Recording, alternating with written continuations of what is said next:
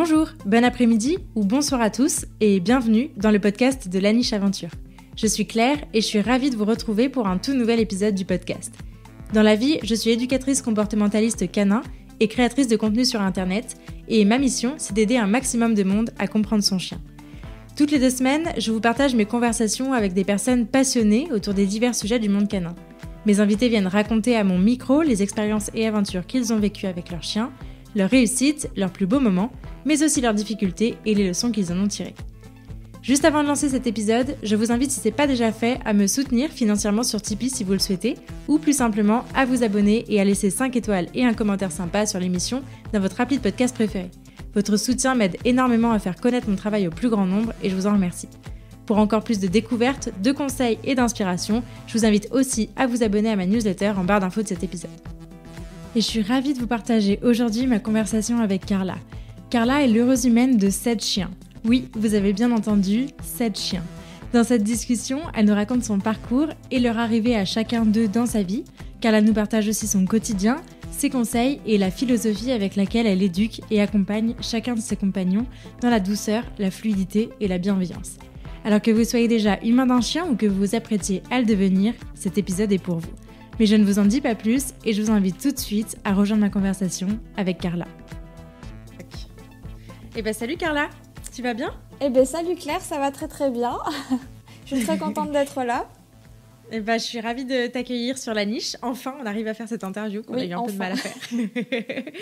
Je suis ravie de t'accueillir sur La Niche. On va direct commencer par les présentations. Qui es-tu, Carla ? Je m'appelle Carla, sans surprise. J'ai 26 ans et je vis actuellement en Ardèche avec mon copain et nos 7 loulous. Trop bien. Aujourd'hui, on va justement parler de la vie avec plein de chiens, comme tu as. Est-ce que tu peux nous les présenter, du coup ? Alors, on a Nikita qui va avoir 6 ans, qui est une husky de Sibérie. On a Polaris et Sanka qui sont des Laika de Yakoutie qui ont eu 3 ans. On a Kaya, une husky croisée samoyède d'un peu plus de 3 ans également. On a Skazi, une husky de Sibérie aussi, qui aura bientôt 2 ans. On a Sven, un autre Laika de Yakoutie, qui aura bientôt 2 ans aussi, enfin plus 1 an et demi, je dirais. Et le petit dernier, un husky de Sibérie aussi, de 4 mois. Je crois que j'ai oublié personne. Un sacré panel d'âge et de... Tu as de tout, c'est cool. Oui, c'est ça. Quand on sort, je suis tout le temps en train de les compter, comme les sorties scolaires. T'es au colo, t'es animatrice de colo, Exactement, en fait. C'est ça, version chien. J'adore. Du coup, là, avant de passer à l'arrivée de tes chiens dans ta vie, j'aime bien revenir sur ton expérience, toi, avec les chiens depuis toute petite. Comment ça s'est passé ? Est-ce que tu as toujours été entourée de chiens ou ça s'est fait plutôt sur le tard ? Comment ça s'est fait pour toi ? Alors, j'ai quand même eu des chiens dans ma jeunesse, quand j'étais toute petite et même un petit peu après. Mais voilà, c'était pas non plus mon environnement. Bien sûr, j'adorais les chiens de base, etc. Mais j'ai pas non plus été en contact permanent. J'en ai eu des périodes de ma vie. Et ça a été vraiment impactant, je pense, pour moi. J'en garde des souvenirs très forts. Mais j'ai pas non plus une immense expérience, on va dire, dans ma jeunesse. D'ailleurs, je faisais même tout le temps des diaporamas à mes parents pour les convaincre de prendre un chien. Donc faut m'imaginer à 10 ans en train de faire un petit diapo sur les raisons d'avoir un loulou à la maison. Enfin voilà, j'ai toujours eu cette envie et j'ai eu des petits contacts comme ça dans ma famille. Mais j'ai quand même eu une grosse période sans chien et voilà. Ok. Et donc du coup, alors comment... donc c'est Nikita la première, c'est ça ? Alors, c'est sa sœur qui malheureusement est décédée. Je pense honnêtement que ça a été la chose la plus horrible de toute ma vie. Voilà, donc c'est la vraie sœur de Nikita qu'on a eue, je crois que j'avais 20 ans. Et voilà, en fait, c'était un peu ça, comme ma mère m'a toujours dit, écoute, quand tu auras ton chez toi, tu prendras ton chien, tu feras ce que tu voudras. Et contre toute attente, quand j'ai eu 18 ans et mon premier travail, je me suis tournée vers les chats. Voilà, j'ai été famille d'accueil pendant un petit moment, presque 2 ans pour des chats. J'ai moi-même eu des chats, etc. Donc voilà, j'ai eu pas mal de chats qui sont passés à la maison. Et quand j'ai rencontré mon copain, il y a 6 ans, on s'est dit qu'on avait envie de concrétiser ce projet tous les deux. On avait tenté en famille d'accueil avant de franchir le cap. Puis voilà, on a trouvé notre race de cœur à tous les deux. Et puis c'est Naya du coup qui nous a rejoints en 2017. Et ensuite Nikita qui a suivi, donc qui est sa vraie sœur. Elle est arrivée 6 mois après à la maison. En fait, elle avait, nous quand on était allés à l'élevage, elle était déjà réservée par d'autres personnes. Okay. Mais c'est assez marrant parce que de base, quand j'avais vu l'annonce pour les bébés, etc., c'est Nikita que j'avais vu avec son petit nez rose et vraiment, elle m'avait fait de suite craquer avec ses attitudes, etc. Et au final, elle était déjà réservée quand on y était allé et puis on avait complètement craqué sur sa sœur qui clairement nous lâchait pas. Et au final, les propriétaires de Nikita ont dû s'en séparer quelques mois plus tard et on a su ça, on a décidé de l'adopter également. Donc on est vite passé à 2 chiens du coup. Ok, d'accord. Et alors, juste avant que tu nous racontes l'ordre d'arrivée et comment est-ce que chacun sont arrivés, pourquoi vous êtes partis sur cette race ? C'était quoi vos critères de recherche ? Pourquoi avoir choisi cette race en particulier ? Eh bien, je pense que ça ne sera pas hyper original. J'étais une grande fan des Disney, Antarctica, tous les films comme ça avec les huskies, c'était pour moi, je sais pas, j'ai dû les voir 20, 30, 40 fois. Il y avait un truc avec ces chiens, je ne saurais pas trop l'expliquer, et mon copain tout pareil. Pour autant, on en avait, alors je ne donnerai pas peut-être un super exemple, mais on n'en avait jamais côtoyé réellement. Je connaissais personne dans mon entourage qui en avait, enfin voilà, c'était pas quelque chose qui nous était hyper familier, mais je sais pas, on sentait que ça nous plairait. On avait beau lire tout, par contre on s'était quand même renseigné, mais voilà, tout ce qu'on pouvait lire et qui aurait pu peut-être nous décourager, on était là, non mais ça ira quoi, on va, enfin ça nous rebutait pas quoi. Et je pense que c'est ça qui a fait que voilà, malgré tout ce qu'on a pu lire, on savait que ça maturait avec nous, on aimait beaucoup la randonnée, etc. On voulait quand même un chien en fait, qui puisse nous accompagner partout. Et ça, c'était très important pour nous. Et puis voilà, on a foncé, on a été voir un élevage, bien sûr. Et puis voilà, en rencontrant les chiens, on s'est clairement dit que c'était pour nous, quoi. Donc voilà, pas hyper réfléchi non plus, mais plus un feeling, on va dire, et un ressenti, et vraiment un truc que tu peux pas trop expliquer au final. Parce qu'on avait quand même nos familles qui nous disaient « Mais vous êtes complètement malade, des huskies, c'est têtu. » J'imagine que vous avez dû l'entendre un paquet de fois, cette phrase. Ouais, avant qu'on ait notre première louloute, c'était vraiment... les gens nous prenaient pour des fous, quoi. Et puis, moi, j'avais 20 ans, les gens, ils se disaient « Mais elle est complètement à l'ouest, la fille, quoi. Elle est en appart, en Bordeaux-Centre. » Voilà, on passait un peu pour des foufous. Mais écoute, on a suivi notre ressenti et voilà où on en est aujourd'hui. Ok, donc du coup, c'est Naya qui est arrivée en première. Oui, et donc, comment vous avez pris la décision de passer à 2 chiens hyper rapidement ? Il y avait un truc en particulier qui vous a donné envie ou c'était plus... Pas du tout. Je pense que je vais donner les plus mauvais conseils du monde. Alors en tout cas pour les premiers, mais pas du tout. C'était pas du tout réfléchi. D'ailleurs, mon copain était pas hyper chaud à l'époque. C'est un peu on va dire le raisonné de nous deux. Il en faut bien parce que sinon je pense qu'on aurait 15 chiens à l'heure actuelle. Donc non, lui était plus réticent. Voilà, faut savoir qu'on avait quand même 2 travails tous les deux. Voilà, c'est quand même une chose pas à prendre à la légère en tout cas, et je saurais pas l'expliquer. Comme je t'avais dit, moi au tout début, quand j'étais allée à la rencontre de l'élevage, c'était elle vraiment qui m'avait un peu marquée, et quand voilà, j'ai su que ça se passait pas très bien dans sa famille, etc. Parce qu'on se suivait en fait, tu sais, avec les gens de la portée sur les réseaux et tout ça, et au début en fait j'ai voulu apporter mon aide pour peut-être aider les gens, tu vois, pour que ça se passe mieux avec elle, etc. Faire une balade, se rencontrer. Et puis quand j'ai vu que vraiment c'était arrivé à un point de non-retour, pour moi c'était une évidence en fait. Et honnêtement, ça s'est fait le jour même. On m'a dit, écoute, j'ai senti vraiment que c'était difficile et dur à vivre, et ça m'a énormément touchée en fait, tant pour la chienne que pour la personne. Elle m'a envoyé un message, voilà, j'ai senti la détresse et j'ai dit, écoute, je viens la chercher. Donc j'étais à l'autre bout de Bordeaux. Heureusement, j'avais des amis à l'époque avec qui je devais balader ce jour-là. Aussi tarés que moi, sûrement. Et ils m'ont dit, bah go, on t'accompagne la chercher, on y va. Et puis voilà, c'était l'occasion, du coup, on partait faire une petite balade. Comme ça, elle allait déjà faire notre rencontre en terrain un peu plus neutre. Et puis voilà, go, on est parti, on allait la chercher. Et puis au début, c'était censé être provisoire. Mais parce que voilà, comme je t'ai dit, c'était vraiment dans l'urgence.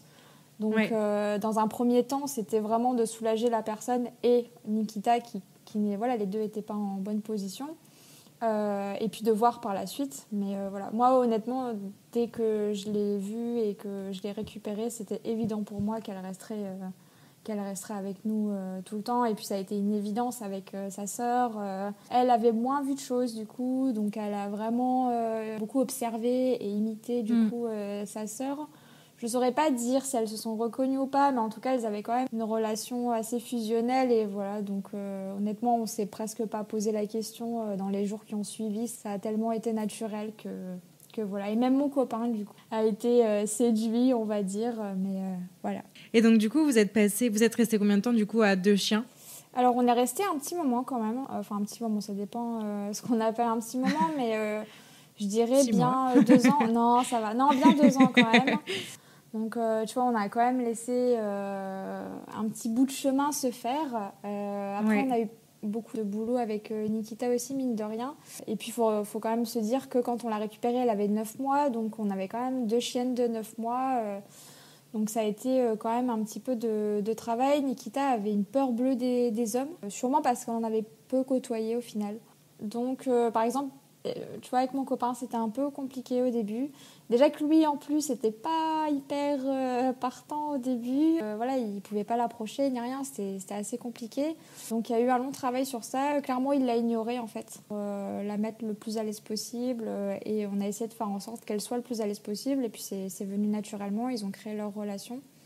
Mais du coup, tu vois, c'était important pour nous de garder du temps. D'ailleurs, ça, je le redirai sûrement, mais on n'intègre jamais un nouveau loulou à la maison si derrière il y a des soucis qui sont déjà présents chez ceux qui sont à la maison. C'est important pour nous que déjà on parte sur une base saine. Il a bien fallu 2 ans et demi pour qu'on soit vraiment stable, on va dire, et que tout soit cool. Ouais. Ok. Comment vous êtes dit, ok, on passe à 3 ? Parce que j'imagine qu'au départ, vous n'aviez pas pour projet d'avoir plein de chiens. C'était un chien et c'était cool. Oui, c'est ça. C'est ça. Comment ça s'est fait du coup de décider de passer à 3 ? Eh bien, écoute, en fait, ça se passait tellement bien avec nos 2 louloutes. On aime bien aussi être un peu challengé, je pense. Tu vois, on prend beaucoup de plaisir, en fait, à les éduquer, à passer du temps avec. On sort pas tellement, avec des amis de temps en temps, mais tu vois, c'est pas trop notre truc. Notre truc, c'est vraiment passer du temps avec les chiens. Et en fait, c'était devenu tellement, je dirais pas simple parce que ça reste du travail, mais naturel en fait, qu'on avait envie de pimenter un petit peu, je pense, notre quotidien. À l'époque, on était aussi tombés amoureux du Laika qu'on avait découvert à ce moment-là. Et de base, notre 3e chien, donc on avait pour projet d'adopter un petit Laika. Donc on avait laissé du temps pour se renseigner au max sur la race et tout ça. On avait commencé aussi à faire un petit peu de pet sitting. Enfin, tu vois, c'est vraiment important pour nous d'être entourés de chiens. Et je pense qu'on a compris à ce moment-là qu'on avait ce besoin ou cette envie en tout cas, vraiment d'avoir une grande famille. Et on s'est dit, quitte à... Enfin voilà, on faisait du pet sitting, autant avoir les nôtres, quoi. Ok. Et du coup, c'est à quel moment que vous vous êtes dit, ok, on monte une grande famille et on va accueillir plein de chiens ? Ça s'est fait vraiment au fur et à mesure, à chaque fois, des opportunités, ou c'était un truc réfléchi et projeté ? Alors, vers la fin, oui. Honnêtement, on va dire les petits derniers, pour le coup, on savait. Tu vois, il y a 2 ans, je savais que j'aurais un petit husky mâle, tu vois, dans ces environs-là à peu près. Bien sûr, en souhaitant que ça se passe bien à la maison, qu'il n'y ait pas de soucis, etc. Ça, c'est toujours vraiment la priorité pour nous. Mais tu vois, on avait déjà une petite idée. Par contre, au début, ça s'est quand même fait progressivement. Voilà, quand on a eu Kaya et Polaris, donc on les a eus en même temps, aux 2 ans et demi des filles. Alors, on a malheureusement perdu notre nana à cette période, en fait. Et voilà, ça a été un peu compliqué pour nous. Et du coup, on était censé avoir donc un troisième loulou qui était prévu. Au final, 2 en même temps, pas prévu. Donc, tu vois, ça s'était quand même fait aussi un petit peu au feeling du moment. Mais par la suite, c'était quand même... Sanka non plus n'était pas prévu du tout.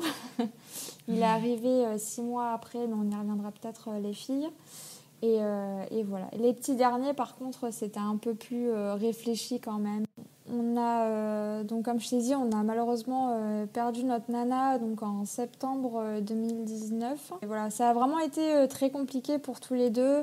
Alors pour autant, ça j'en reparlerai peut-être aussi, mais on n'a pas de préférence, tu vois. Il n'y a pas de... Tu sais, c'est le premier, donc Ouais. je sais que pour certaines personnes, c'est le cas. Et c'est ok, je pense qu'on vit chacun les choses différemment. Pour le coup, nous, ils font tous autant partie de nous que... Voilà, il y a vraiment pas de trucs comme ça, mais ouais, quand on en perd un, on perd une partie de nous-mêmes et voilà, ça a été vraiment, vraiment une période très difficile. Pour le coup, en fait, on avait déjà réservé dans un élevage, donc Kaya, donc qui était censé être notre troisième louloute. Finalement, on avait avorté, on va dire, le projet Laïka. On avait failli adopter un petit Laïka mâle, au final ça s'était pas fait. Donc finalement on avait réservé Kaya dans un élevage. Suite à ça on a donc eu cette perte assez tragique clairement pour nous. Et dans les semaines qui ont suivi, on a appris, une amie m'avait contactée me disant qu'il y avait une portée de Laïka, voilà, un peu sauvetage. Et comme je t'ai dit, nous, on avait eu le projet, donc c'est pour ça, en fait, qu'on nous avait contactés, on s'était renseigné, on avait eu le projet d'en adopter un, et donc les personnes, forcément, ne savaient pas. Avant qu'on ait un nouveau loulou, je n'en parle jamais. Je garde ça pour nous, on va dire, je pense que je partage déjà beaucoup de choses, et voilà, il y a des trucs qu'on garde un peu pour nous. Déjà, la période était compliquée, comme tu t'imagines, on était en plein deuil. Ouais. On a même hésité à annuler, honnêtement, l'adoption de Kaya, parce que c'était vraiment dur. On s'était dit qu'on allait aller à l'élevage et qu'on allait voir comment on se sentait. Est-ce que émotionnellement on était prêt? Est-ce qu'on se sentait capable? Bon, bien évidemment, quand on est allé à l'élevage et qu'on a eu Kaya dans nos bras, elle a tellement illuminé nos cœurs que c'était évident qu'on allait l'adopter. Et en fait, quand on m'a envoyé les photos des petits Laïka qui cherchaient des familles, on a de suite été vraiment attirés par Polaris. On a eu plein de vidéos, des photos. Les personnes qui s'en occupaient nous avaient appelés longuement. On avait beaucoup parlé de son caractère, de comment elle était. On avait parlé de Kaya aussi, voir si ça pourrait matcher, parce que c'est pas rien de prendre 2 chiots en même temps. Et ça, je le dis, vraiment, je déconseille fortement. Ouais. C'est un boulot qui est conséquent, on s'en rend pas forcément compte. Mais a priori, à l'époque, voilà, les caractères, en tout cas, pouvaient matcher. Kaya, c'était un petit bulldozer, tu vois, pleine de vie et tout. Et Polaris, elle était plus mesurée, plus calme, plus tranquille. Donc, un petit peu le yin et le yang, tu vois. Et puis, c'est marrant parce que Polaris est blanche et Kaya est noire. Donc, on s'est dit go. Et puis, on a franchi le cap. Et du coup, Polaris est arrivée avant Kaya, puisque elle était déjà arrivée en fait dans sa famille d'accueil et tout ça, donc elle était prête, on va dire, à être adoptée. J'ai pris un billet d'avion pour aller la chercher du côté de Marseille, et puis je suis rentrée en avion le jour même avec elle sur Bordeaux. Et Kaya, du coup, est arrivée, enfin, j'allais la chercher à son élevage le week-end d'après. Ah ouais.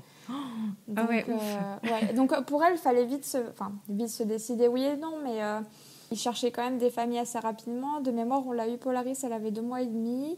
Et puis il y avait d'autres familles, hein, j'imagine, qui étaient un peu intéressées aussi. Donc on a dû se décider assez rapidement, mais pour autant, on a quand même eu beaucoup d'informations et d'accompagnement, en tout cas, de la part des personnes chez qui ils étaient. Donc on s'est lancé. Ok. Waouh. Donc là, vous étiez à... On avait Nikita, et du coup, il y a Polaris que j'ai été chercher, donc qui était notre deuxième, et Kaya, du coup, qui arrivait une semaine après, qui faisait notre troisième louloute. Ok, et donc là, 2 ans et demi et 2 chiots de 2 mois et demi, 3 mois, quoi. Ouais, c'est ça, exactement. Ok, comment ça se passe?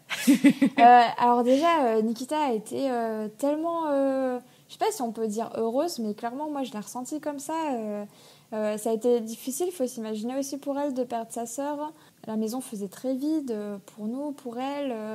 Mais quand j'ai ramené Polaris à la maison, elle était vraiment, genre on aurait dit qu'elle revivait, tu vois, vraiment la renaissance de Nikita.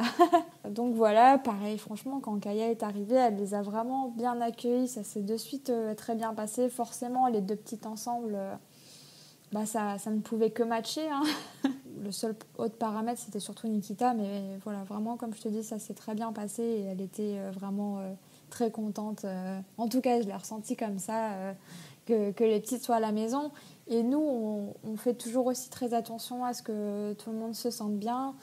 On gère pas mal quand même les interactions, surtout au début quand il y a des petits nouveaux qui arrivent, pour que voilà, personne ne se sente mal, même entre les deux petites, tu vois, c'est très important. Donc voilà.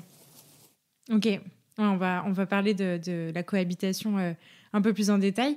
Et donc du coup, numéro 4 et numéro 5. Alors, numéro et numéro 4. 6 et numéro 7. Numéro 4, donc, c'est Sanka, donc, qui est le vrai frère de Polaris. Un peu la même histoire que Nikita, en fin de compte. Il est arrivé 6 mois après les deux petites. Donc pareil, 9 mois à peu près, je dirais. 9-10 mois. Tout pareil, il avait été réservé par des gens, tu vois, qui devaient l'adopter. Et puis au final, il ne s'est pas fait. Il est resté très longtemps, du coup, chez sa gardienne de l'époque, qui, je la remercie, s'en est vraiment bien occupée. Enfin, en tout cas, comme si c'était le sien. Et en fait, là, c'est mon copain qui a vu, si tu veux, on avait un groupe sur Facebook avec, tu vois, les adoptants de cette portée et tout ça. Et il a vu le message, il a direct commenté en me mentionnant et en me disant « C'est le frère de Polaris, regarde !» Après, il m'a écrit, il m'a appelé, il m'a dit « On le prend, je le veux et tout !» Et je lui ai dit « Bah, si tu veux. » Non, après, ça se passait plutôt bien. On était dans une période où on s'était assez stabilisé avec les filles, avec les petites. On avait trouvé notre rythme avec Nikita. On était bien, donc voilà, la période n'était pas déconnante si tu veux pour l'accueillir. On était en Covid, donc on était en chômage partiel, donc à la maison. Voilà, tu vois, tout s'y prêtait un petit peu. Et puis du coup, on s'est dit, go quoi encore. Alors il est arrivé, je crois, mai, juin, quelque chose comme ça, à la maison. Et voilà, donc le quatrième.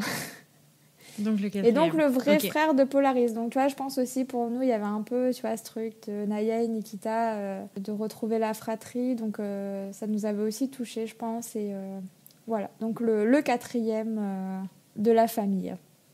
Ok, ça marche. Et du coup, à partir de là, donc déjà, on passe à 4 chiens, ce qui est plus une famille lambda là. Non, 4 chiens, c'est ça. C'est quand même rare de tomber sur des gens qui ont 4 chiens. Donc j'imagine que là, déjà, en termes de logistique et au quotidien, c'est une organisation particulière. Ouais, complètement. On voit, on a quand même vu la différence, tu vois. Quand on avait 2 chiens, on a été à 2 chiens pendant 2 ans et demi. On va dire qu'on était plus dans la normalité à cette époque-là. Là, on est passé, on est passé un peu de l'autre côté, tu vois. C'est vraiment à ce moment-là qu'on est passé dans un mode de vie avec nos chiens. Et après, c'est ce qu'on voulait, hein, attention. Mais c'est quand même autre chose. Il faut en être conscient. Tout notre temps, autre que le travail, par exemple, c'est avec eux. C'est pas rien. Nous, c'est ce qu'on veut et on adore notre vie, donc c'est très bien. Mais voilà, faut être conscient quand même de l'engagement que c'est, du temps que c'est, de l'investissement que c'est. Voilà, tu peux pas partir comme ça, sortir avec tes copains. Tout doit être réfléchi. Alors après, ça aussi, on fait très attention. Et tu vois, pour autant, ils peuvent rester tout seuls, tout ça, sans stresser. C'est aussi important pour nous, bien sûr. Et puis on peut, tu vois, aller au cinéma, faire des trucs. Mais tu rentres quand même dans un truc qui est différent. Où tout tourne un peu autour d'eux et le reste s'organise. Tout devient forcément plus compliqué. On va dire qu'à 1 ou 2 chiens, déjà 2 chiens, c'est quand même pas rien, hein. Mais tout devient compliqué, les déplacements. En plus, il faut savoir que moi, je n'ai pas le permis. Et mon copain ne l'avait pas non plus à l'époque. Donc, on faisait tout à pied, en transport et tout. Donc, alors, ils étaient habitués, tu vois. Donc, je prenais le tram, le bus avec mes 4-5 chiens, tu vois. Mais faut être conscient, voilà, tu vois, des fois, je devais laisser passer 3 bus parce qu'il y avait trop de monde et que je voulais pas embêter les gens, que je voulais pas stresser les chiens. Voilà, c'est des petits détails, tu vois, mais pareil, quand tu vas chez les gens, bah forcément, quand tu veux faire une balade avec tes amis, même si eux, ils ont qu'un ou deux chiens, tu vois, toi, tu te ramènes avec tes 4 chiens. Voilà, tout ça, Ça fait déjà un gros groupe, ouais. Voilà, Ouais. c'est ça. Faut être conscient de ce que ça peut engendrer quand même. Ok. Et du coup, 5e. Alors, 5e, du coup. On enchaîne. Là, on a quand même laissé un petit peu de temps aussi. Parce que là, on a quand même enchaîné 3 chiens en moins d'1 an. Après, comme je t'ai dit, on avait fait pas mal de pet sitting et tout ça. Donc, en soi, en termes de volume de chiens, on va dire, on était habitués. Mais c'était quand même pas rien. Et là, on est quand même resté... j'ai pas envie de te dire de bêtises. Il me semble que Scadi est arrivé en 2021. Donc, on a bien dû... Ouais, été 2021. Donc, Okay. on a bien laissé une bonne année. Ouais, voilà. En août, je crois, et je t'ai dit, Sanka est arrivé en juin ou quelque chose comme ça de 2020. Donc ouais, on a bien laissé une bonne année pour se caler, pour voilà, nous aussi, nous habituer, que les petits loups, ça se fasse aussi. Ça s'est très bien passé quand Sanka est arrivé. Mais voilà, fallait quand même reprendre nos marques. Et puis 4 chiens, comme tu l'as dit, c'est déjà... Ouais. Voilà, moi je le rappelle, mais on travaillait tous les deux à temps plein. Enfin, alors mon copain, oui. Moi, j'étais en formation. Plus j'avais un boulot, des stages. Enfin, c'était... Voilà, on a quand même un planning assez chargé. Donc, voilà. Et puis, donc, Scadi qui est arrivé fin d'été 2021. Et là, pour le coup, c'était réfléchi. C'était aussi un souhait pour nous. On n'avait pas tellement de souhaits pour le coup sur le caractère ou quelque chose comme ça parce que quand on est un peu à notre niveau, tu vois, d'avoir autant de chiens, on est juste content, tu vois, de le découvrir et on savait que à peu près, peu importe, on va dire, le caractère, ça, enfin, tu vois, ça maturait avec les autres. Donc... Ouais, quand tu as autant de profils, de toute façon, il y a forcément... C'est ça. Mais du coup, ma question, c'est est-ce que ça... Du coup, c'est un peu à pile ou face. On sait qu'avec certains, ça va mieux passer qu'avec d'autres, forcément. Ouais. Ou est-ce que globalement, ça s'intègre à chaque fois? Enfin, après, vous partez toujours sur des chiots aussi, oui. Il me semble. Alors, pas forcément, tu vois, Nikita et Sanka, ils sont arrivés plus tard quand même. Mais oui, enfin, ça reste des chiens de moins d'1 an, on va dire, oui, carrément. En construction, carrément. Un peu de tempérament. Mais non, je savais que peu importe en fait l'individu, ça irait. Et puis, en fait, c'est toujours dans ce truc de anticiper, tu vois. En fait, avant même de penser aux chiens, je vois d'abord comment c'est à la maison, comment sont les loulous. Est-ce qu'il y a peut-être des tempéraments ou autres avec lesquels ils sont pas à l'aise. Voilà, pour le coup, comme on faisait aussi encore un petit peu de pet sitting, on a pu avoir un petit peu ce recul, tu vois, de les voir cohabiter avec d'autres et tout ça. Et honnêtement, on savait que peu importe en fait la personnalité du chien, on savait qu'il y aurait pas de souci, mais parce qu'en amont, on avait quand même une base qui était saine et qui était... voilà, les chiens étaient bien dans leurs pattes, il n'y avait pas de gros problèmes présents, des chiens plutôt zen, etc. Donc non, honnêtement, on savait que de toute façon, peu importe au final le caractère. Et puis nous, c'est pareil, même en tant qu'humain, tu vois, tu peux aussi avoir des préférences. On voulait quand même une petite chienne, alors une femelle, et on voulait quand même une petite chienne active, tu vois. Mais parce qu'on avait aussi commencé les sports canins, tout ça, donc on voulait qu'elle puisse nous suivre, tout ça. Mais voilà, on n'avait pas vraiment de souhait, tu vois, sur l'individu et la personnalité. Ok. Je t'ai pas posé la question, mais vous bossiez déjà dans un milieu en rapport avec le chien ou pas du tout, rien à voir? Alors, mon copain, pas du tout, et c'est toujours pas le cas d'ailleurs, en restauration. Moi, j'ai longtemps travaillé aussi en restauration. J'ai fait une reconversion en 2018 pour être assistante vétérinaire, grâce à mes chaînes en fait. Ça peut servir. Voilà. Grâce à mes chaînes, tout simplement, j'ai eu envie que ce soit plus que avoir des chiens à la maison, tu vois. Je voulais vraiment que ce soit mon quotidien, les animaux. Donc j'ai effectué une reconversion. C'est pour ça que pendant 2 ans, ça a été compliqué parce que je cumulais un travail le week-end. Donc j'avais un job étudiant, si je puis dire. J'avais déjà quand même, moi aussi, tu vois, une petite dizaine d'années d'expérience dans la restauration. Donc je travaillais les week-ends en restauration, samedi, dimanche. Du lundi au jeudi, j'étais en cours, tu vois, toute la journée. Le vendredi, j'étais en stage en clinique. Et voilà. Et on avait les chiens en même temps. Après, donc par la suite de mon stage de fin d'année, j'ai décroché un CDI dans un cabinet vétérinaire, donc top, tu vois, à temps plein. Et voilà, alors après, je pouvais prendre les loulous au travail, donc ça aussi, c'était un avantage, hein, mine de rien, clairement. Puis là, à l'heure d'aujourd'hui, moi, je suis repartie dans la restauration parce que, en fin de compte, ça me laisse plus de temps pour les loulous. Voilà. J'adorais mon métier, hein, et ça m'apporte énormément de connaissances, tu vois, à l'heure d'aujourd'hui, pour les petits bobos, tout ça, c'est quand même pas rien. Et ça me sert énormément, mais c'est quand même un métier de passion et qui te prend beaucoup de temps. Et j'étais passionnée, enfin je le suis toujours, mais ça me prenait quand même beaucoup de temps. Et à l'heure d'aujourd'hui, honnêtement, j'ai plus de temps, tu vois, avec un travail plus classique, on va dire, en restauration notamment, que si je bossais en cabinet toute la journée.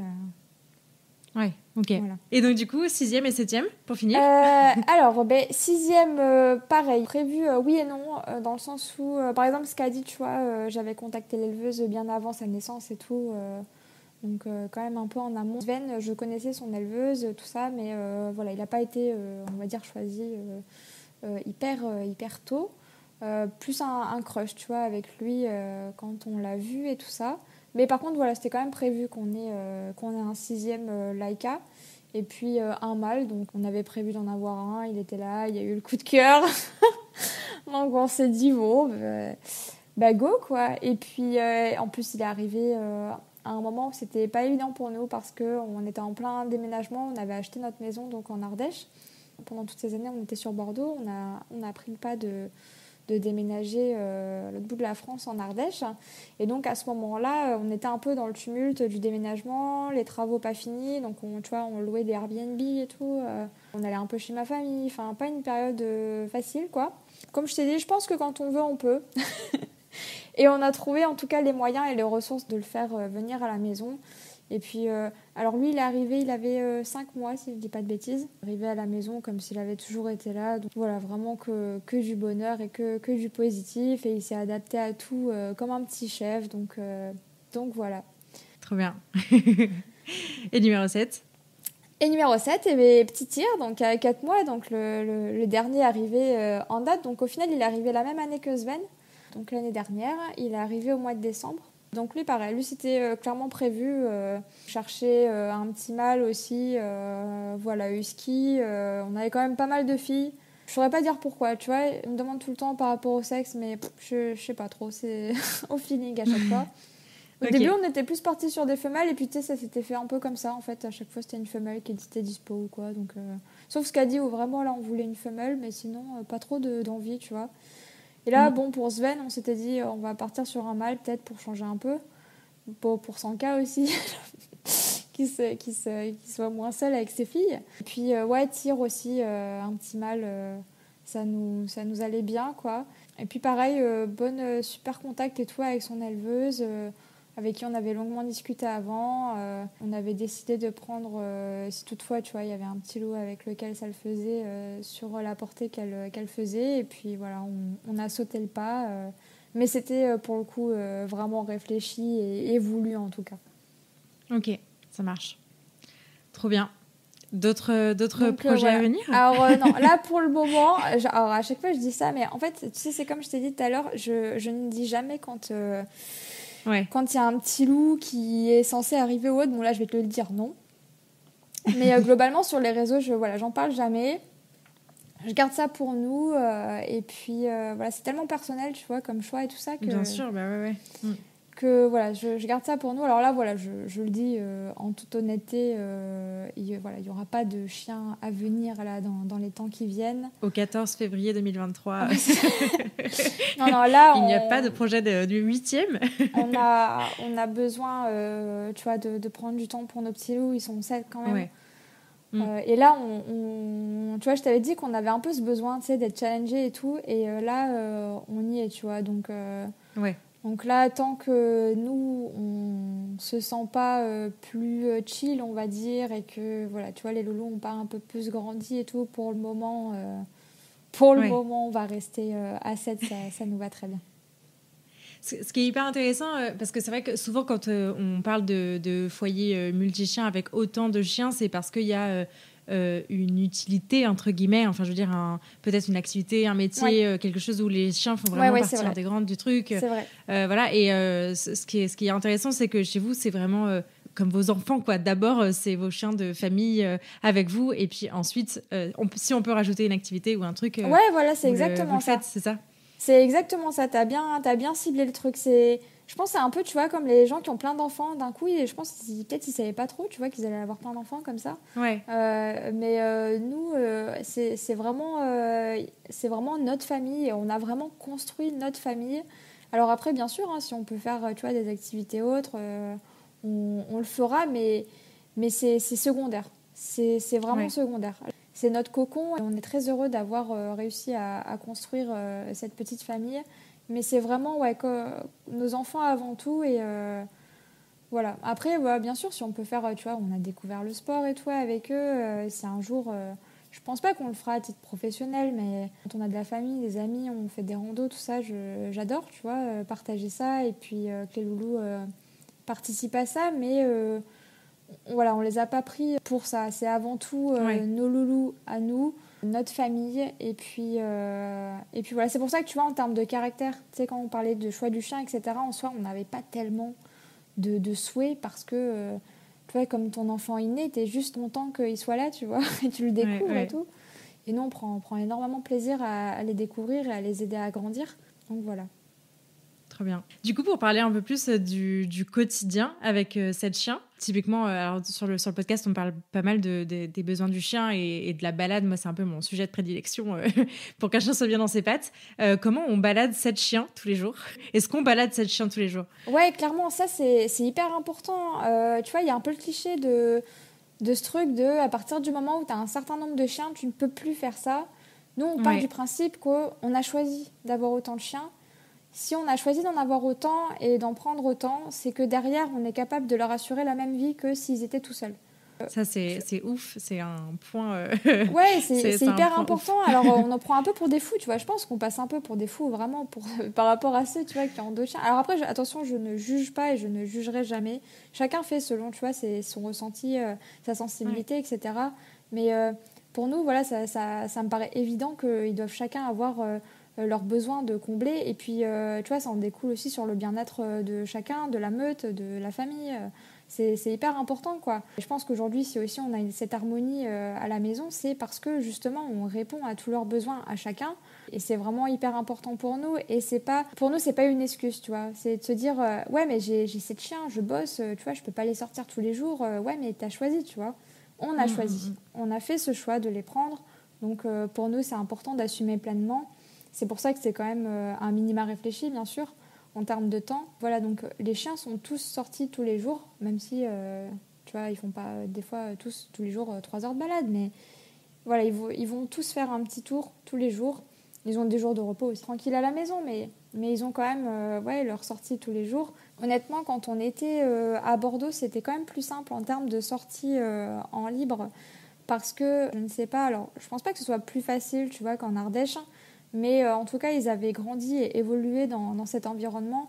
Donc pour nous, c'était assez naturel en fait de les promener même à 6 ou 7, tu vois, tous ensemble, sans que ce soit gênant pour les gens, etc. Ça, on est conscient aussi, tu vois, c'est pas rien. Tu débarques avec 7 chiens comme ça en balade. Donc pour nous, c'était important aussi que les loulous soient autonomes dans leur environnement, donc vis-à-vis des gens, que tu vois, ils soient pas relous et qu'en même temps, ils puissent aussi profiter de leur balade. Qu'en Ardèche, on a la prédation qui est fortement présente.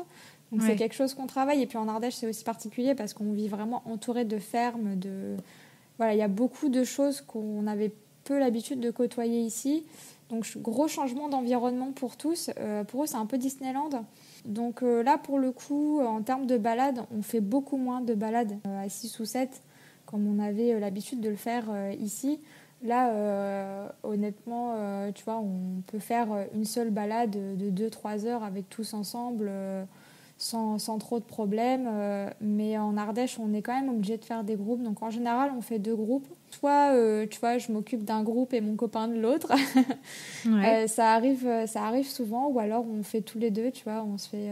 une sortie, suivant aussi nos possibilités, tu vois, avec le boulot, tout ça. En tout cas, on est tous les 2 autant impliqués, donc Donc voilà, donc on va dire que dans un environnement avec moins de prédation, on va dire pour le moment, parce que c'est aussi quelque chose qu'on travaille, mais forcément ça prend du temps, surtout avec 7 chiens qui en font tous. Donc, ouais, donc voilà, en Ardèche, je dirais, on se base plus sur faire 2 groupes de balades. Ok. Et puis après, en termes de balades plus citadines, tu vois, s'ils doivent être en laisse, tout ça, c'est un truc qu'on a aussi bossé. Mais comment tu tiens cette laisse? Bossé, donc bah écoute, en fait, je sais pas si, tu vois, on a de la chance quand même, ils sont hyper mignons en vrai. C'est pas tant problématique, et puis vraiment, on les a accompagnés au quotidien, parce que c'est aussi important pour moi de pouvoir gérer mes 7 chiens toute seule. Je sais pas si demain mon copain il est malade, si je suis obligée de les sortir, si même moi je suis malade et tu vois, j'ai pas le cœur à faire une grosse balade et que du coup je vais juste faire une petite sortie de quartier comme ça. C'était important pour moi d'être capable en fait de les sortir en même temps et d'être à même de leur assurer plus pour eux, tu vois, c'est surtout à eux que je pense, pouvoir leur assurer ça et être sûre d'être capable de le faire.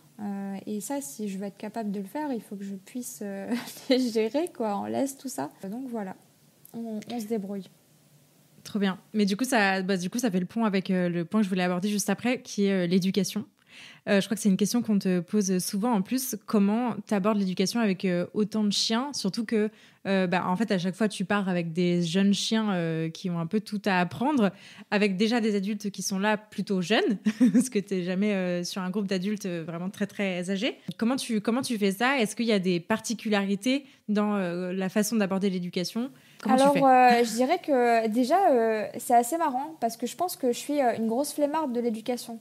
Vraiment, en plus, je suis pas du tout scolaire et tout, donc faire des séances, clairement, ça me gonfle. Vraiment, je te le dis, ça me gonfle. Enfin, c'est pas Tu mon prends truc. pas de plaisir à faire une grosse session de training Non, je prends pas de plaisir et je pense que c'est hyper important que chacun prenne du plaisir. J'ai de la chance, tu vois, j'ai quand même des Nordiques, donc bon, c'est pas eux non plus leur kiff.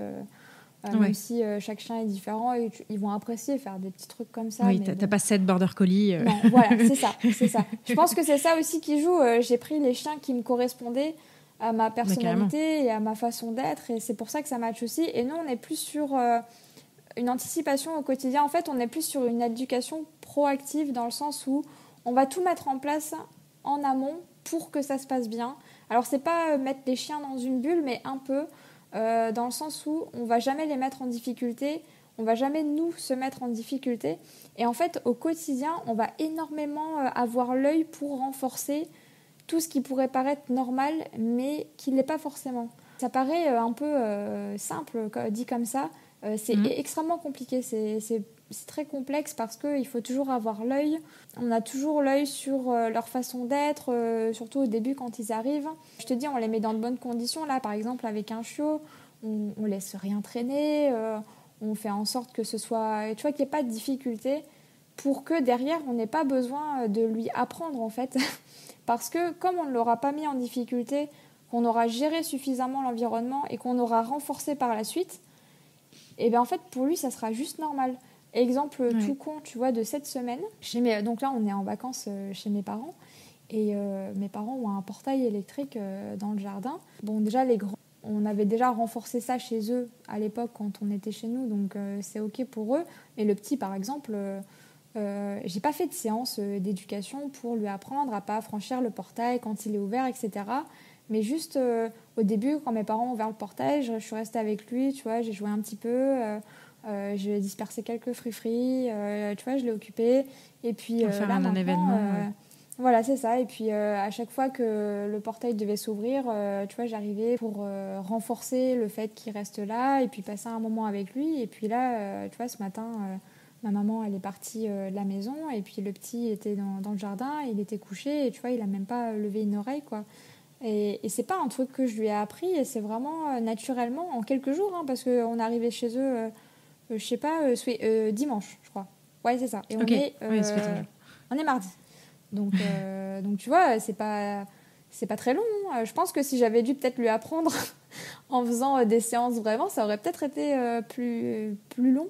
Après, il est jeune aussi. Mais c'était juste pour illustrer un petit peu notre façon d'être. Je sais pas si c'est vraiment clair, mais on est vraiment sur ce truc d'anticiper. En fait, tu vois, dans ma tête, je me fais un peu une liste de tout ce qui pourrait être problématique. Ça va être la solitude, ça va être respecter, on va dire, entre guillemets, le portail, les choses comme ça. Après, j'aime pas trop ces termes parce que Pour moi, c'est compliqué. Tu vois, le chien, quand il fait une bêtise, il sait pas en fait qu'il fait une bêtise. Pour moi, c'est qu'il y a vraiment un truc qui est soit pas compris derrière, soit il y a un truc qui va pas, mais c'est pas de sa faute. Il fera jamais volontairement un truc. J'essaie toujours en fait de réfléchir à qu'est-ce qu'il pourrait faire. C'est comme ranger la poubelle. Et tu vois, par exemple, maintenant, nos chiens, les grands, je leur ai jamais trop appris à pas détruire ou tu vois, faire des trucs comme ça, mais j'ai juste anticipé et renforcé. Et en fait, naturellement, au quotidien, pareil, la laisse, tu vois, la marche en laisse, tu me disais sortir 7 chiens en laisse. Ouais. Honnêtement, un chiot, en général, ça tire pas ou peu. Franchement... et puis ça, en fait, on le renforce des petits. Tu vois, je l'ai sorti en laisse. Déjà, je lui ai mis la laisse à la maison, comme ça, sous forme de jeu, un peu. Après, on est sortis. Et puis, j'ai énormément renforcé. Et puis, voilà, quoi. Que peut-être, tu vois, si je l'avais attaché en premier, comme ça, de but en blanc avec les grands, peut-être, tu vois, ça aurait été... C'est des petits détails. Ça paraît rien. Et pour nous, ça fait tout, en fait. Et c'est vraiment des petits trucs comme ça. Et on fonctionne comme ça pour tout. Vraiment pour tout. En fait, ce qui est intéressant, ce que j'entends, c'est que pour fixer les apprentissages, c'est déjà dans votre quotidien. En fait, vous le faites sans forcément cadrer ça en disant bon bah aujourd'hui on va bosser ça.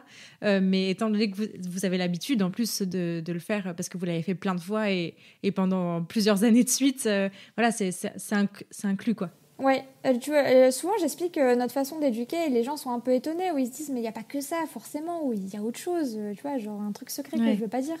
Mais non, mais c'est pas si simple. Et tu vois, il y a des trucs que j'ai manqué. Kaya et Polaris ont fait l'anxiété de séparation notamment. Tu vois, c'est un truc que j'ai pas géré parce que j'ai pas anticipé. C'est pas grave, on est tous humains, on fait tous des erreurs et puis on évolue, on apprend. Donc j'ai appris à anticiper. Et à travailler ça en amont. Mais en fait, je pense aussi au fur et à mesure des chiens qui sont arrivés à la maison, tu vois, ça a été un apprentissage pour moi. Les filles, par exemple, ça a été l'anxiété de séparation. Sanka, ça a été plus son rapport aux autres chiens, etc. Enfin, tu vois, chaque chien m'a amené, on va dire, sur une piste de travail. Et ça, c'est assez marrant aussi. Et tu vois, à chaque fois, j'ai l'impression... de cerner un peu plus, et en fait à chaque nouveau chien qui arrive à la maison je me dis putain mais je suis con, tu vois, je suis passée à côté de ça. Et non, c'est juste que t'apprends et c'est pas si simple, simple de penser à tout. On a l'impression que ça semble un peu bête, tu vois, comme façon de faire, mais c'est pas si évident. Mais voilà, c'est vraiment inclus dans notre quotidien, ça fait partie de notre vie de tous les jours, et on se sert en fait de notre vie de tous les jours pour amener ces apprentissages qui vont venir naturellement pendant la vie du chien. Là, tu vois, par exemple, on fait notre enregistrement, les petits loups sont posés. J'en ai profité pour donner un petit truc d'occupation aux petits derniers.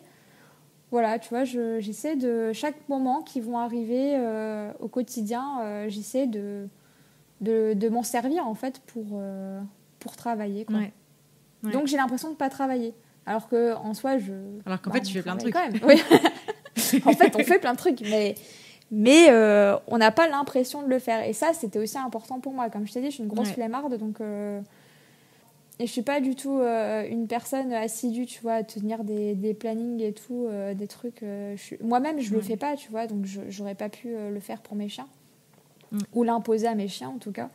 Donc on le fait comme ça, au feeling, au quotidien, et ça nous va très bien, quoi. Trop bien. Dans les trucs que vous faites aussi au quotidien, j'imagine qu'il y a aussi tout ce qui est lecture d'interaction et management, en fait, entre les différents chiens. Comment ça se passe, du coup, les interactions entre tous ? Est-ce que vous intervenez, vous supervisez ? Comment ça se passe au quotidien ? J'ai l'impression qu'il y a toujours un peu ce clivage entre faut agir et faut pas agir. C'est difficile. C'est pas si noir ou blanc. Et pour le coup, alors peut-être qu'on va passer pour des gens très dans le contrôle, tout ça. Pour autant, je pense que tu vois, déjà en termes de quotidien, on n'impose pas beaucoup de choses en tout cas. Mais par contre, on gère beaucoup, notamment au début. À l'arrivée d'un chien, on gère beaucoup. Donc nous, au début, on est très très vigilants. Et on les accompagne beaucoup parce que, de un, il ne faut pas que ceux qui sont présents se sentent mal ou soient mal à l'aise ou qu'il y ait du stress généré, parce que de base, dans le quotidien, il y a déjà du stress qui est présent par des facteurs autres, tu vois. Donc, faut pas que l'arrivée du nouveau chien impose un nouveau stress. Faut pas que les autres imposent du stress au nouveau. Enfin, voilà. Faut que tout le monde se sente à l'aise. Donc, au début, c'est vrai qu'on accompagne beaucoup. Donc, on est présent, on est là, on regarde. Voilà, le moindre truc. Et puis, on anticipe aussi. Tu vois, quand je sens, par exemple, que quand on a un chiot, donc que Scadi était assez vive, Tire aussi un peu plus calme que Scadi, je pense. Mais quand je sentais, tu vois, qu'elle commençait un peu à s'activer ou quoi, je la prenais, je sortais. Voilà, on essaye aussi d'anticiper et de faire que leurs interactions soient toujours cool. Et tu vois, je pense que des fois, on pourrait se dire, c'est rien. Nikita, par exemple, ou même tous en fait. Mais Nikita, tu vois, quand elle a eu l'arrivée des 2 chiots en même temps, des fois, Kaya, elle aurait pu lui sauter dessus ou tu vois, lui mordre les pattes ou quoi. Nikita, elle aurait rien dit. Mais peut-être que tu vois, sur leur relation, sur le long terme, ça aurait joué. À la fois, c'est pas sympa parce que Kaya, j'ai pas forcément envie, tu vois, qu'elle garde ce truc de faire ça plus tard. Et puis si elle fait ça, tu vois, j'essaie de comprendre pourquoi elle fait ça. Est-ce qu'elle a besoin de s'occuper? Est-ce que c'est les dents? Est-ce qu'il y a un truc? Donc déjà, j'essaie de comprendre avant tout pourquoi elle fait ça. Et pas l'interdire, tu vois, mais vraiment gérer ça en amont pour ensuite, par la suite, anticiper. Parce que du coup, après, ça arrive moins, forcément, quand tu sais comment anticiper tout ça.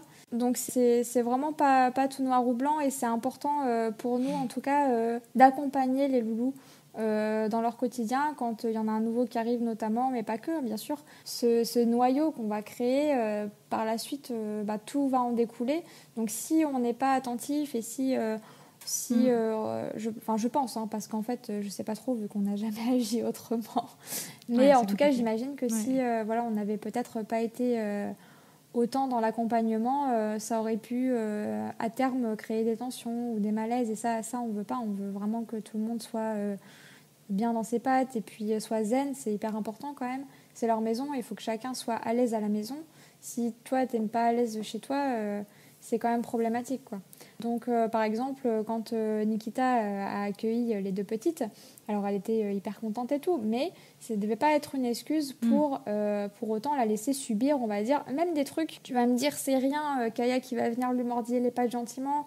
Nikita, elle lui aurait, tu vois, gentiment, elle l'aurait poussé du museau ou quoi. Tu vois, cette interaction, par exemple, elle n'est pas extrême, tu vois, et tu pourrais même te dire, oh, c'est bien, Nikita, elle lui apprend.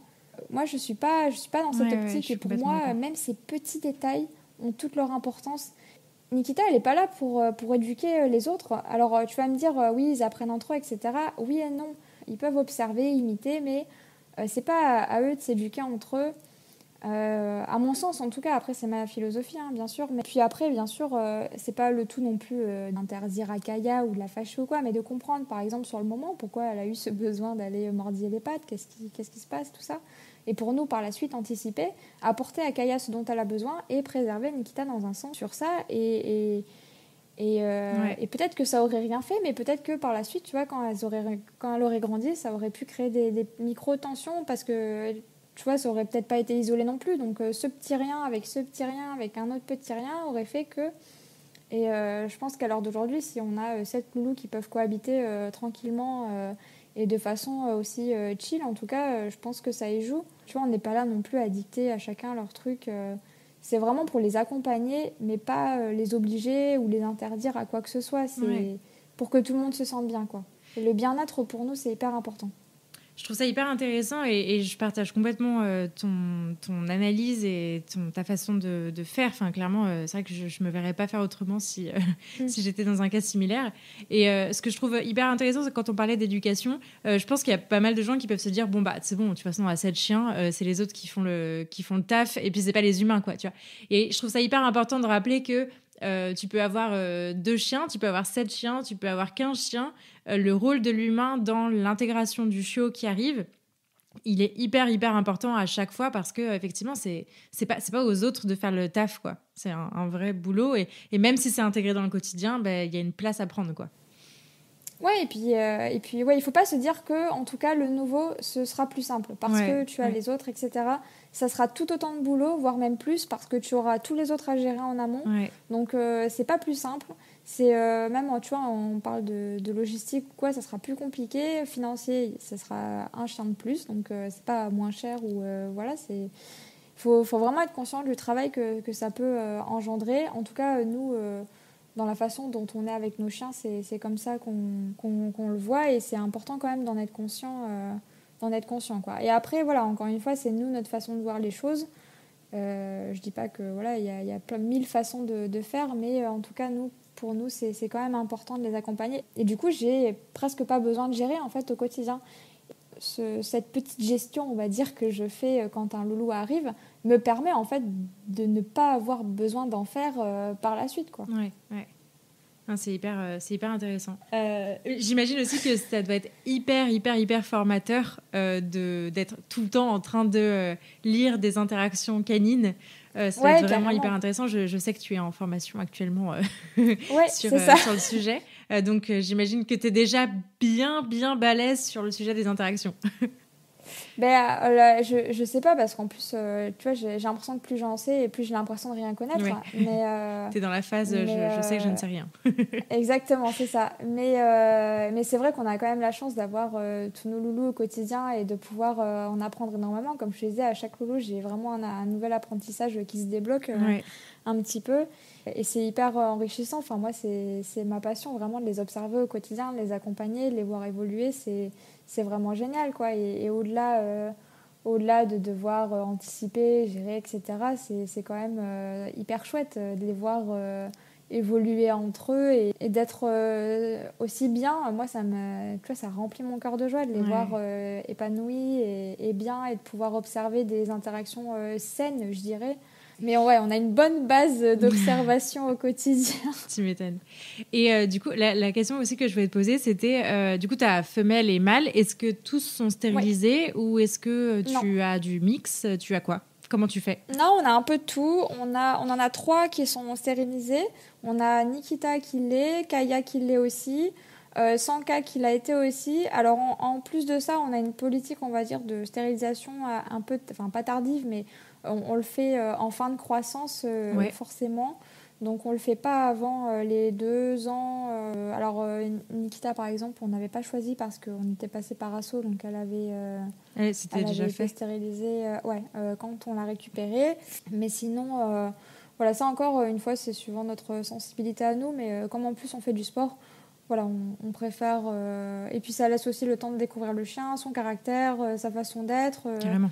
Donc c'est important pour nous de s'adapter vraiment à chaque individu. Et tu vois, à l'heure d'aujourd'hui, on a des chiens entiers, des femelles, des mâles, des castrés, des non castrés, des stérilisés, des non stérilisés. Et pour le coup, ça se passe super bien, même en période de chaleur pour les filles. Alors c'est assez marrant, je pense que c'est un peu comme nous, tu vois, elles se sont toutes c'est vrai coïncidées, tu vois. Genre, c'est vrai, génial, j'adore. Donc là, par exemple, on a Polaris et Scadi qui sont en chaleur. Ok. Et donc, c'est toujours... c'est les 2 seules femelles entières qu'on a. Et les deux, ça se fait à chaque fois en même temps. Donc, c'est assez marrant. C'est plus simple en termes de gestion parce que pour les mâles, tu vois, c'est moins difficile. Parce qu'il n'y a qu'une seule période dans l'année, enfin 2, où ça va être peut-être un peu plus dur pour eux. Tu vois, si on avait 2 femelles... séparées en fait, toute l'année en gestion. Ouais, ça aurait été peut-être plus difficile. Après, honnêtement, je ne sais pas si c'est de la chance ou si c'est parce que de base, on a aussi une base solide et en tout cas saine. Mais ça se passe vraiment très bien. J'ai pas l'impression que les garçons le vivent plutôt mal. Alors là, on a Sven qui est entier actuellement. On a Tyr aussi qui le sera... qui est déjà entier, mais je veux dire qu'il n'a pas encore... Qui est petit. Il compte pas. Qui est petit, donc pour le moment, il ne comprend pas.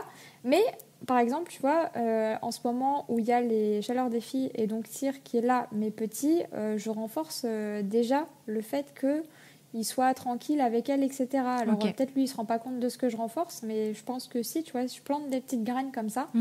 Et j'ai fait pareil avec Sven. Et à l'heure d'aujourd'hui, alors bien sûr, on ne les laisse pas tout seuls, ensemble. On va séparer les filles et les garçons, la nuit pareil. Mais au quotidien, c'est pas du tout... tu vois, ils partagent des moments dans le jardin, en balade et tout. Ok. Et vous ne les séparez pas spécifiquement pendant tout ce temps-là? Non. Ok. Quand on peut pas les surveiller, parce que bon, Oui. j'imagine quand même, tu vois, qu'on sait jamais. Oui. On sait jamais, mais et je sens pas, je le ferais pas non plus si je sentais que pour Sven, par exemple, ça serait hyper difficile, ou pour les filles. Alors, il faut quand même se dire que au moment des chaleurs, les filles peuvent devenir un peu plus sensibles. Donc ça, par contre, on anticipe et on fait en sorte aussi que ce soit un peu plus chill pour elles dans leurs interactions, etc. Mais ça, pareil, on anticipe et voilà, on sait juste que on fait attention, on essaye d'être vraiment aux petits oignons pour elles, pour que tout soit tranquille. Et puis voilà, c'est 2 fois dans l'année, honnêtement, on les sent pas tellement passer. Ok. Donc je pars du principe que c'est ok, quoi. Tant qu'on le sent pas trop passer.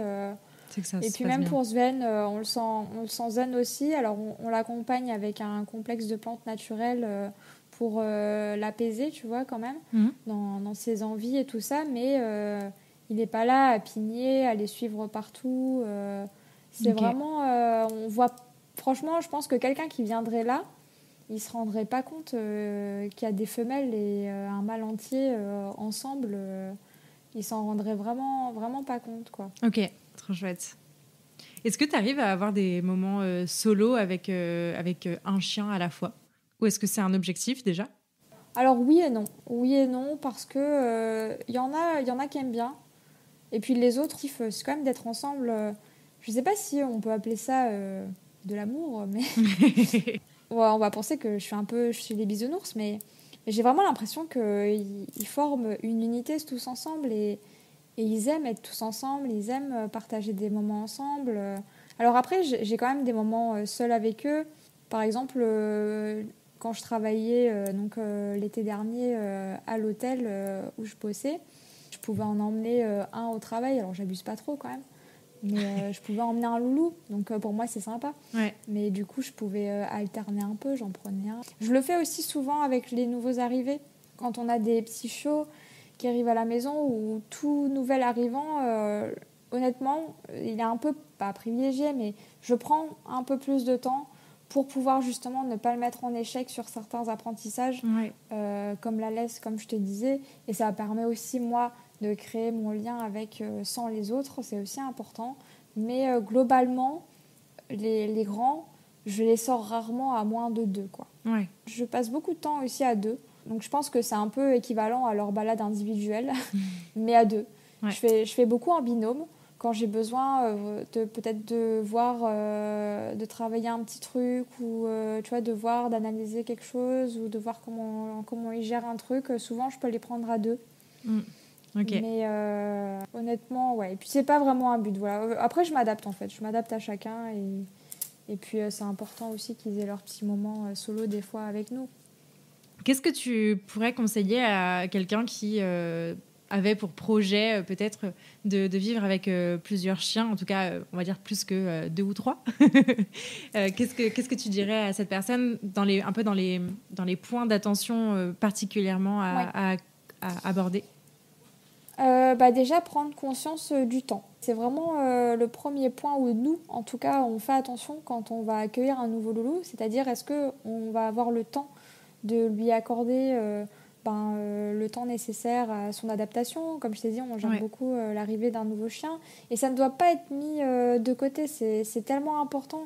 C'est vraiment primordial. Et ça te prendra presque plus de temps que l'arrivée des précédents. Ouais. Donc il faut être conscient du temps que ça va prendre. Donc est-ce que j'ai le temps? Est-ce que je peux prendre ce temps? Est-ce que j'en ai envie?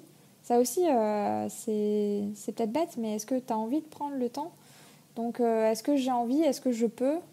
Ça me semble déjà être des points hyper importants. Ça peut paraître bête, mais l'aspect financier, est-ce que je peux? Ouais. Financièrement, la nourriture, tout ça, est-ce que j'ai envie? C'est encore toujours ce même débat. Est-ce que je peux et est-ce que j'ai envie? Que ce soit en termes de temps, en termes d'argent, en termes de priorité aussi. Clairement, tu peux moins faire de choses. Ça dépend aussi comment ta famille et tes amis le vivent, etc. Voilà, nous, par exemple, on n'a aucun souci à venir dans notre famille avec les 7 chiens. J'imagine que dans d'autres familles, ça peut être plus compliqué. Donc voilà, faut vraiment prendre tout en compte, réfléchir à tout. Il faut te faire une liste presque de problèmes. Moi, c'est un peu ce que je fais. Ouais. Et est-ce que tu arrives à passer au-dessus? et à te dire non mais ça on fera comme ça ou ça on fera comme ci. Est-ce que tu arrives à... Et s'il y a un truc où tu bloques, honnêtement, réfléchis-y à 2 fois, quoi. Ouais, puis même en termes de je veux dire, avoir le logement adapté, la voiture adaptée, parce que j'imagine que c'est pas anodin, quoi.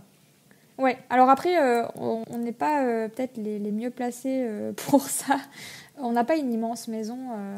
Ouais, non, mais sans forcément avoir une immense maison, mais en tout cas, voilà, si jamais, parce que là, dans ton cas, tout se passe hyper bien et tout, mais par exemple, j'ai déjà vu aussi des foyers multi-chiens où il y a 2 chiens qui peuvent pas se voir. Donc ça veut dire, bah voilà, avoir des barrières en permanence et 2 groupes séparés en permanence, quoi. Ouais. Après, je pense qu'il y a toujours le moyen d'anticiper un peu, et c'est pour ça qu'en fait, je parle énormément d'anticipation. Parce que pour nous, ça serait quand même difficile à vivre, je pense, si on devait être amené à en séparer. Alors, il peut y avoir des raisons X ou Y qui arrivent dans la vie qui font que. Ouais. Et en tous les cas, c'est important d'avoir des options.